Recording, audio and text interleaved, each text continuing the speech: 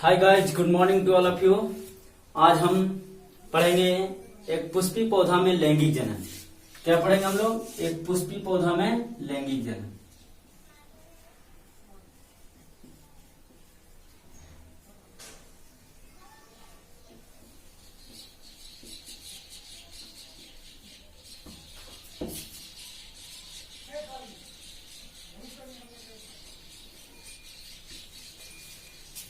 तो आप सभी कैसे हैं? हमें कमेंट में करके बताएं। आशा करते हैं आप सभी अच्छे होंगे और हमेशा हंसते मुस्कुराते हुए पढ़ना है, क्योंकि कोई टेंशन नहीं लेना है। क्योंकि हंसना मुस्कुराना ही मानव का असली पहचान है, बढ़िया। क्योंकि हंसने से बहुत सी बीमारियां दूर होती है। क्योंकि कभी गधे को हंसते हुए नहीं देखा होगा। अगर गधा हंसना शुरू कर दे, समझिए वो इंसान बनना शुरू हो गया। और अगर इंसान हंसना बंद कर दे तो समझ जाइए। तो इसलिए हंसना मुस्कुराना हम लोग का एक जिंदगी है। हंसने मुस्कुराने से कई दुखों का दूर होता है, हमारे शरीर से विकार दूर होते हैं। इसी के साथ मोहब्बत से भरा रिश्ता निभाना छोड़ देते हैं। कुछ लोग मोहब्बत से भरा रिश्ता निभाना छोड़ देते हैं और जो कुदरत ने दिया वो खजाना छोड़ देते हैं। कुछ लोग मोहब्बत से भरा रिश्ता निभाना छोड़ देते हैं और जो कुदरत ने दिया वो खजाना छोड़ देते हैं। और कई बीमारियां तो हमें इसलिए सताती हैं। जी हाँ, कई बीमारियां तो हमें इसलिए सताती है क्योंकि हम सब हंसना मुस्कुराना छोड़ देते हैं। तो हम लोग हंसते मुस्कुराते रहिए, क्योंकि दुख होगा तो हंसने से कम दूर होगा, लेकिन ना हंसने से क्या होगा? दुख दूर नहीं होगा। तो हम लोग के हंसते मुस्कुराते हुए रहना है। और अब हम लोग पढ़ेंगे एक पुष्पी पौधा में लैंगिक जनन। तो आइए हम लोग पुष्प के बारे में समझेंगे प्रैक्टिकल के साथ। आज हम आप लोगों के सामने पुष्प लेकर के भी आए हैं कि पुष्प के सारी संरचना के बारे में पढ़ेंगे। लेकिन इसके पहले हम एक चित्र बनाते हैं और चित्र के साथ हम लोग समझेंगे। तो आइए चित्र देखते हैं। बहुत ही आसान है, ध्यान से देखिएगा।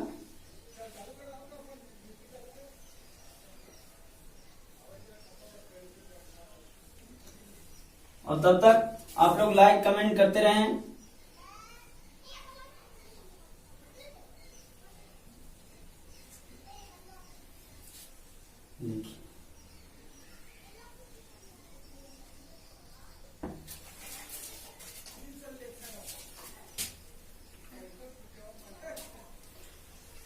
देखिए, ये पुष्प का बीच वाले भाग है। ये सबसे बीच वाले भाग का ऊपरी सिरा, जिसे हम लोग वर्तिकाग्र कहते हैं, और इसकी जो मध्य सिरा उसे हम लोग वर्तिका कहते हैं। और ये जो नीचे वाले भाग जो आधारीय भाग है उसे हम लोग अंडाशय कहते हैं। यानी एक पुष्प के ये मादा जनन अंग या मादा भाग कह सकते हैं, जिसके 3 भाग होते हैं। एक ऊपर वाला जिसे हम लोग वर्तिकाग्र कहते हैं, एक बीच की जो भाग है उसे हम लोग वर्तिका कहते हैं, और नीचे आधारीय भाग जिसे हम लोग अंडाशय कहते हैं। अब इसके हम लोग नर भाग को देखते हैं और भी इसके चित्र को हम लोग पहले समझा लेते हैं अच्छा से।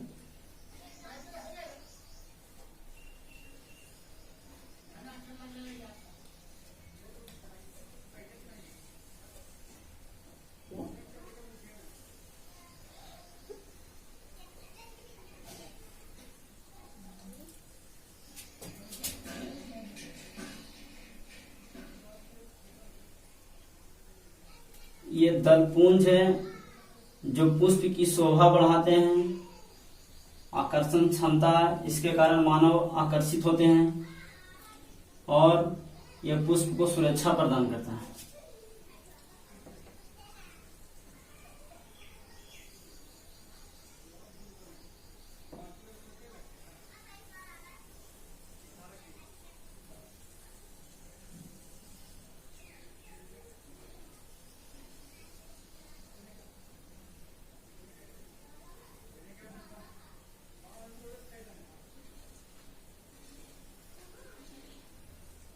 ये पुष्प का नर भाग, जिसे हम लोग पुंकेसर बोलते हैं, इसके भी 2 भाग होते हैं।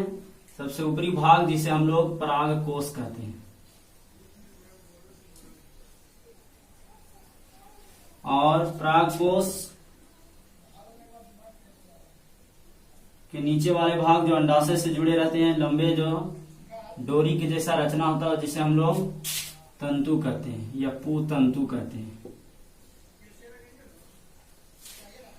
और ये बीच वाले भाग जो स्त्री केसर, जिसके 3 भाग होते हैं, सबसे ऊपरी सिरा जिसे हम लोग बोलते हैं, चलिए इधर लिख देते हैं,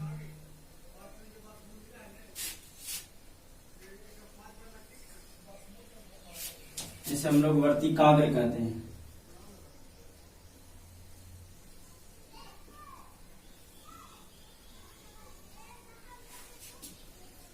और ये जो बीच का भाग होता है उसे वर्तिका कहते हैं। सबसे नीचे का भाग जिसे हम लोग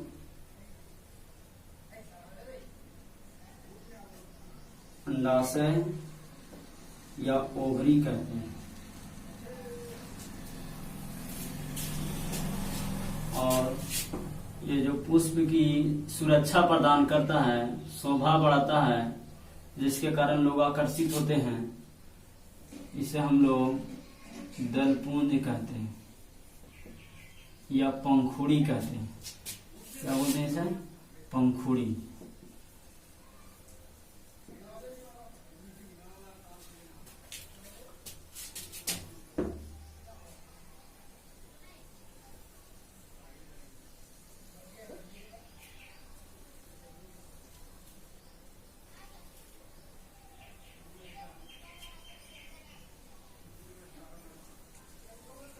और ये जो पुष्प को जब छोटे होते हैं एकदम, तो इसे रक्षा करता है, सुरक्षा प्रदान करता है, जिसे हम लोग दलपुंज कहते हैं।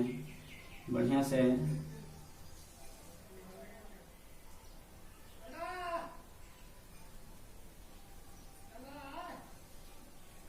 चित्र नहीं हो रहा।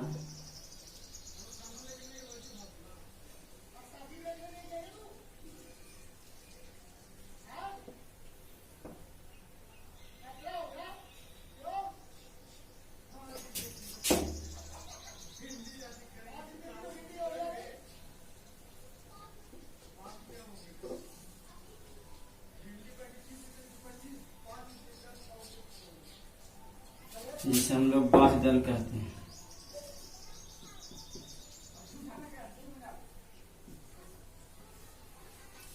अब हम लोग देखिए, समझिएगा, ये पुष्प का नर जनन, ये दोनों मिल करके बनाते हैं पुंकेसर, और ये तीनों मिलकर बनाते हैं स्त्री केसर। यानी एक पुष्प के मूल रूप से पहला भाग होता है पुमंग, या इसी को हम लोग पुंकेसर कहते हैं, और दूसरा भाग होता है स्त्री केसर, जिसको हम लोग बोलते हैं जायांग। ये पुष्प का नर भाग होता है और ये पुष्प का मादा भाग होता है। पुमंग के 2 भाग होते हैं, और परागकोश और पुतंतु, इसके 2 भाग होते हैं। एक होते हैं परागकोश और एक होते हैं पुतंतु। पुतंतु जो अंडाशय से जुड़ी होती है, पतली लचीली डोरी जैसे रचना होती है, और इसके ऊपर जो रचना होते हैं उसे परागकोश कहते हैं। इसी परागकोश में छोटे छोटे दाने पाए जाते हैं, जिसे हम लोग परागकण कहते हैं। इस दाने को हम लोग परागकण कहते हैं।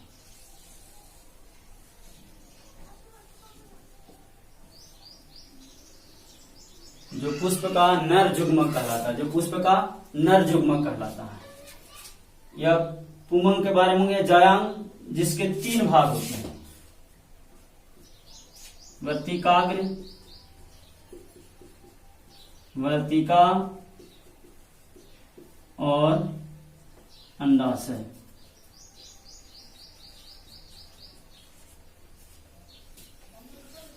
अंडाशय जो नीचे आधारीय भाग में होता है, और इसे पतली लचीली निकलती है लंबी जैसी रचना, जिसे हम लोग वर्तिका कहते हैं, जो मध्य भाग होता है। और इसके ऊपरी सिरा पर, वर्तिका के ऊपरी सिरा पर जो रचनाएं होती है उसे वर्तिकाग्र कहते हैं, जो मूल रूप से मादा भाग कहलाता है पुष्प का, और ये मूल रूप से नर भाग कहलाता है पुष्प का। अब हम लोग समझते हैं इसके और जो भाग होते हैं, बाह्यदल,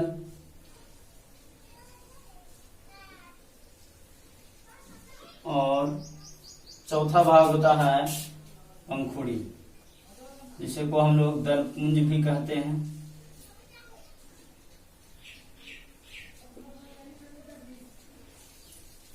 अब हम इन सभी रचनाओं को बाह्यदल, जो देख रहे हैं पत्ती जैसा रचना होता है जिसे हम लोग बाह्यदल कहते हैं, और ये जो रचना जो ढके हुए जो आकर्षित करते हैं लोगों को, वो रचना कहलाते हैं दलपुंज या पंखुड़ी, जो पुष्प की शोभा बढ़ाते हैं। इसी के कारण लोग आकर्षित होते हैं, छोटे छोटे कीड़े मकोड़े और जान करके।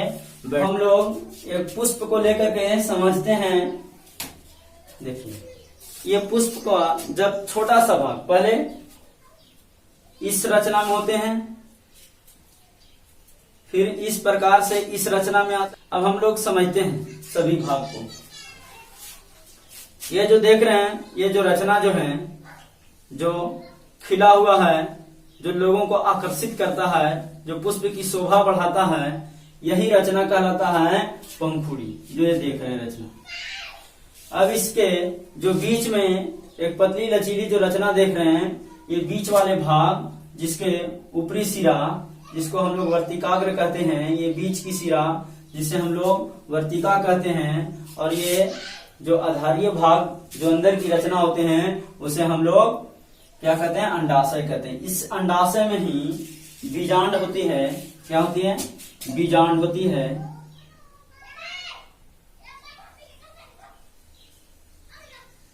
और इससे जब परागकण वर्तिकाग्र तक पहुंचती है तो एक पराग नलिका का निर्माण करती है, और ये पराग नलिका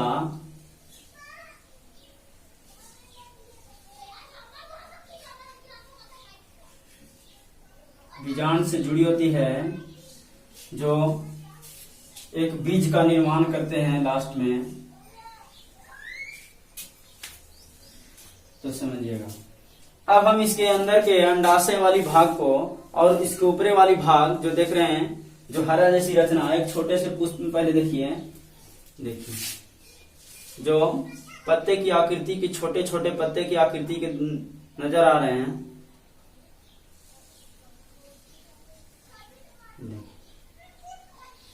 यही रचना पुष्प की सुरक्षा प्रदान करती है। देखिए, इसमें जब नई अवस्था में रहती है, जैसे नई अवस्था में छोटे से, देखिए ये नई अवस्था है, तो नई अवस्था में इसको ढके रहते हैं पुष्प को, और ये सुरक्षा प्रदान करते हैं। जब बड़ा आता होता है तो ये समाप्त हो जाता है, नष्ट हो जाता है, और इससे पुष्प निकलते हैं। फिर इस रचना से बाद इस रचना में आ जाते हैं, और फिर ये समाप्त हो जाते हैं, दलपुंज, बाह्यदल खत्म हो जाता है, और इसकी सुरक्षा प्रदान। अब इसके हम अंडाशय वाली भाग को देखते हैं।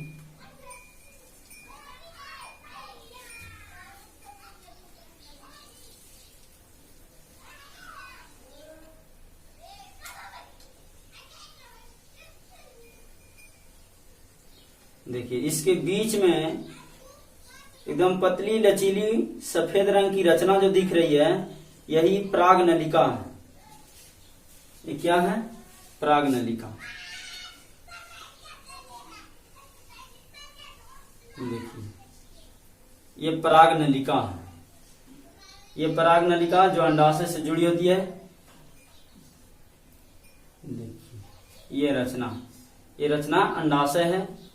इसके बाद यही अंडाशय, इसके अंदर बीजांड बनता है और बीज बनता है। उसके बाद ये पुष्प धारण कर लेता है, एक नए पौधे की उत्पत्ति हो जाती है। अब हम इसके बारे में समझेंगे। देखिए, इन सभी रचना के बारे में तो उमंग क्या ये समझ गए होंगे कि यह पुष्प का नर भाग होता है, जिसमें कई पराग कोष होते हैं, और इसके दो भाग होते हैं, पराग कोष और पूतंतु। यही मूल रूप से पुष्प का नर जनन अंग होता है। और इसमें छोटे छोटे दाने पाए जाते हैं जिसे हम लोग परागकण कहते हैं। क्या कहते हैं? परागकण।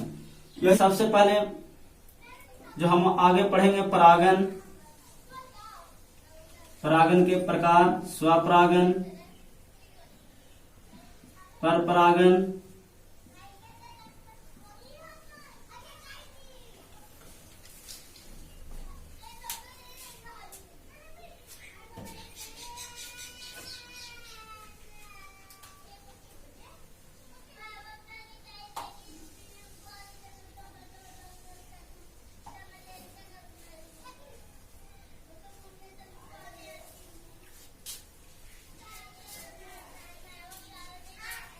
तो आइए अब हम लोग समझते हैं परागन के बारे में। परागन क्या है?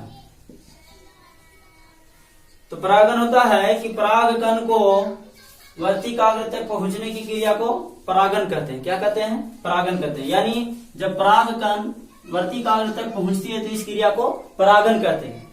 यानी एक नर युग्मक एक मादा युग्मक से जब मिलती है और ये फिर आम करके आ जाती है परागनली का निर्माण करते हुए अंडाशय में, और यह क्रिया कहलाती है निषेचन। क्या कहलाती है?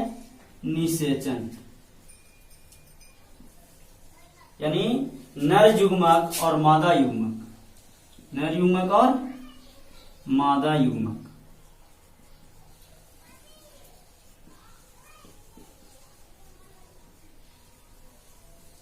नर युग्मक और मादा युग्मक के मिलने की क्रिया को निषेचन कहते हैं।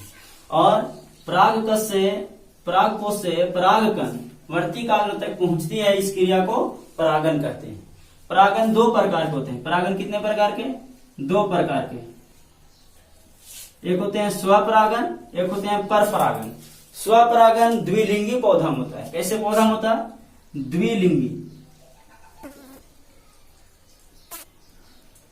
और परपरागन एक लिंगी पौधा में होता है।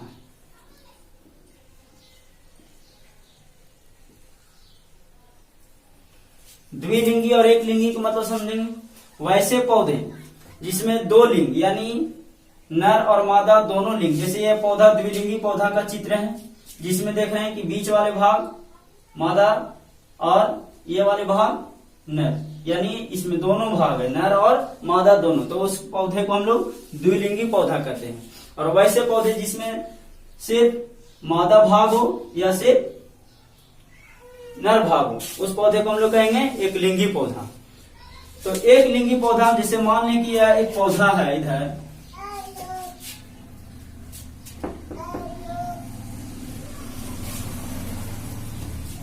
जैसे यह एक पौधा है, चाहे यह पुल्लिंग वाला हो या एक पौधा स्त्रीलिंग वाला हो, तो इसके या जब नर वाले पौधा है या मादा वाले, तो नर पौधा के परागकोश से जब परागकण इस जगह पर आते हैं वर्तिकाग्र तक, तो इसे हम लोग परपरागन बोलते हैं। क्या बोलते हैं? परपरागन। इसे क्या बोलते हैं? परपरागन। अब कहिएगा इस यहां से यहां परागकण पहुंचते कैसे? तो चाहे वायु के माध्यम से या पक्षी के माध्यम से या फिर और भी अनेक प्रकार के जीव जंतु, जैसे मान लिया यहाँ पर बैठते हैं, जैसे हम लोग पुष्प में देख रहे हैं, ये पुष्प रहते हैं, तो यहाँ पुष्प बैठे हैं तो उसके पैरों में चिपक जाते हैं परागकण, और परागकण चिपक जाते हैं और पुनः फिर वो पक्षी उड़कर दूसरे पौधे यानी मादा पौधे के वर्तिका ऊपर बैठते हैं, तो वर्तिकाग्र में दाने गिर जाते हैं, और इस प्रकार यह परपरागन होती है। और स्वपरागन एक ही पौधा, यानी स्वपरागन का परिभाषा हो गया एक ही पौधा के, जैसे ये पौधे, एक ही पौधे के परागकोश से परागकण को उसी पौधे के स्त्री भाग यानी मादा भाग वर्तिकाग्र तक पहुंचती है, तो इसे हम लोग स्वपरागन कहते हैं। तो इस प्रकार स्वपरागन और परपरागन, स्वपरागन भी चाहे पक्षी के माध्यम से भी हो सकता है या फिर स्वयं वायु के हवा यानी हवा चलती है तो ये सटती है तो इसके माध्यम से इसमें दाने गिर जाते हैं। इस प्रकार स्वपरागन होती है। समझ गए होंगे?